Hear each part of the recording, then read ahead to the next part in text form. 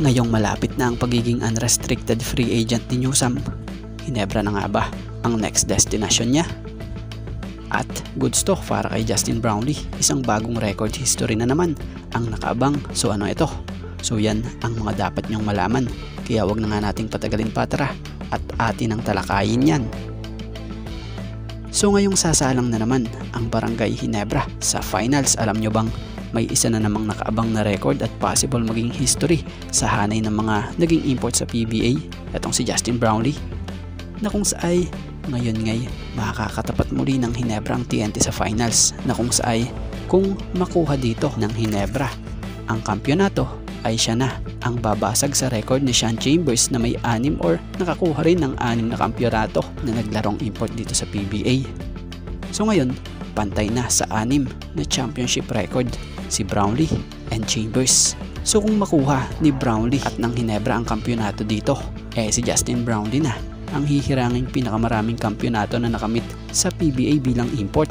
So kung titingnan naman natin yung kondisyon ni Brownlee ngayon, talagang veterano na at di na gaya ng laro niya dati.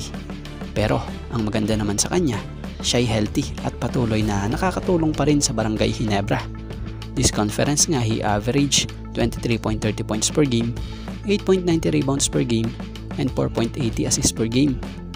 So tingnan natin sa bagong series na ito, this PBA 49 Season Commissioner's Cup kung mababasag na ba ni Justin Brownlee ang record sa PBA na may pinakamaraming kampyonatong import sa kasaysayan ngayong kasalukuyan. At dito tayo about kay Chris Newsome. Muli na namang umugong ang pangalan ni Chris Newsome. Ngayon nalalapit na naman ang pag-expire ng kontrata nito. Matatandaan namang last year napabalita itong si Newsome tulad sa naging post ni Barangay Ginebra Forever mula sa isang Snow Badua post at maging dito sa Spin. Kung mababasa nyo rito patungkol kay Newsome at about sa Ginebra ito, kahit napabiro yung isa dito. At ngayon naman nagpost ang Ginebra memes na ayon rito naman tara dito sa barangay. Chris Newsome ng Meralco, may expired na ang kontrata at magiging unrestricted free agent sa April. Pangarap niya pa naman maglaro sa Ginebra someday.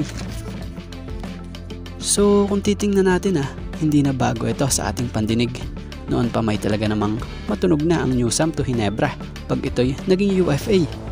Pero sa ngayon syempre ang ating aantayin talaga dyan ay yung magiging final decision ng isang Chris Newsome. Kung ito ba'y lilipat sa ibang team pag naging UFA or magi-stay siya sa Meralco. So si Newsome kung halimbawa lang inuulit natin kung halimbawa lang na sumali rin ito sa team ng Ginebra, siguradong mas lalakas pa ang Ginebra dahil alam ni Newsome ang karamihan sa sistemang gagalawan niya rito. Bukod dyan ang dami niya rin kaibigan dito. So alam nga ni Newsome yung sistema ng Ginebra dahil sa same system ito na ginagamit ng Gilas Pilipinas under coach Tim Den na kanyang coach naman sa Gilas.